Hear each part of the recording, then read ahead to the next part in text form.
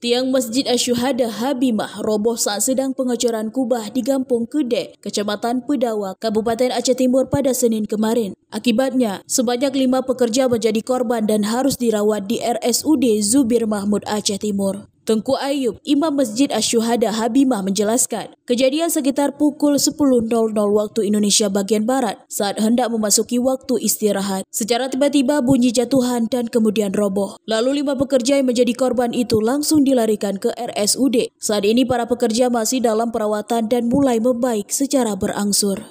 Jadi robohnya masjid karena pada hari kami ngecor, jadi jam-jam 8 persiapan untuk ngecor.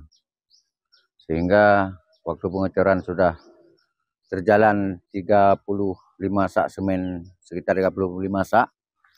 Sehingga mau istirahat, habis itu langsung roboh jam 10. Terjadi robohnya masjid.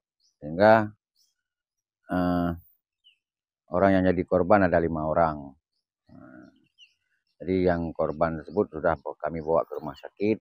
Berarti kami jaga, kan mungkin nggak ada yang mengeluh lagi, yang ada rasa sakit cuma di pinggang. 1 orang, lain nggak ada.